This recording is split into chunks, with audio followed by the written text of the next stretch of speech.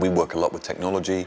Many of those technologies come from military applications originally. So it would be pointless to deny that working on the internet or using GPS is not in a direct lineage of military applications.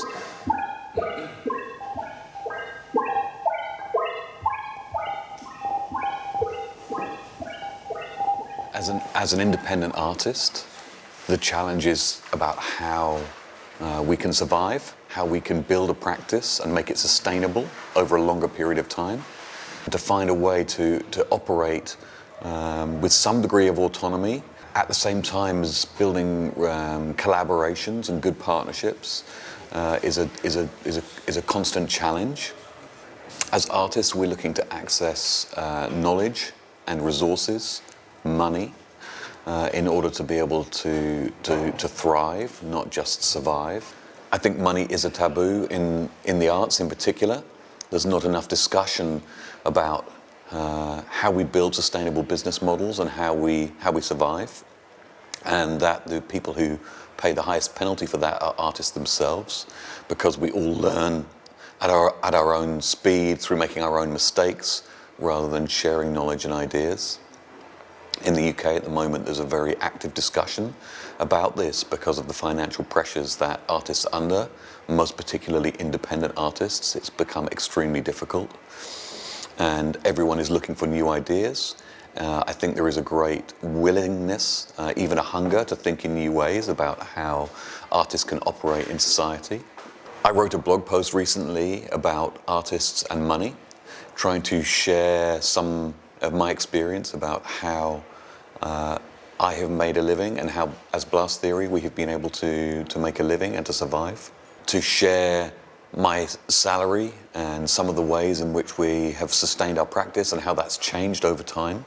To reflect the fact that it's an ongoing process, that there is no easy, settled way as artists that we can build a sustainable practice, that it's about constantly looking for new ideas and new ways of working. That good and strong business models is as much a part of artistic practice as the artwork itself for me, because we work in deeply collaborative ways, being able to build interdisciplinary teams and get the resources together to enable those teams to work at their optimum level is a challenge in its own right. So we're deeply concerned with processes and methodologies, and underpinning all of that is money. I think it has become less orthodox in the artistic community about how you work and who you might work with. And so I think what you see is artists setting their own position, and even that is not stable over time. You know, we live in a less ideological period.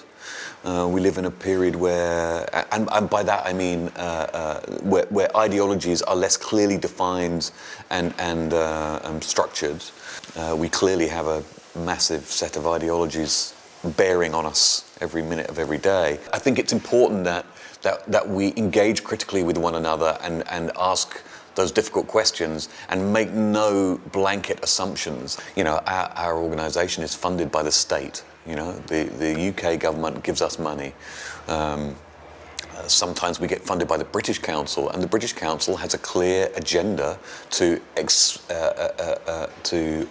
advocate for the United Kingdom internationally. It is a tool of soft power, and we are sometimes shown because we are deemed to be showing off a new world of technology and interaction, things that are cutting edge, and you know, we're complicit in that process.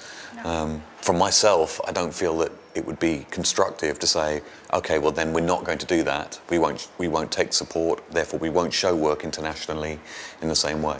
You know, but that's an accommodation that everyone makes.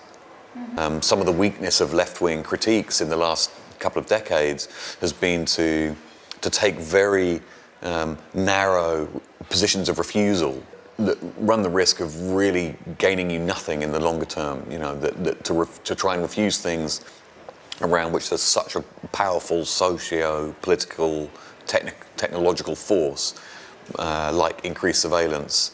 We need to try and arrive at much more complex forms of understanding around it.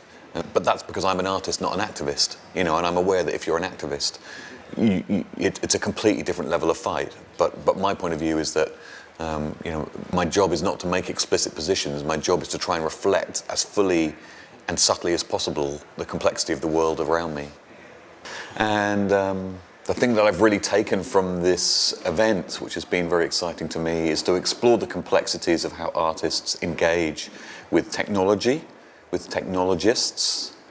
I think the complexity of how we can do that in a way that enables artists to have agency, to present their ideas in an interesting way, and to engage deeply with other disciplines, it has been fascinating.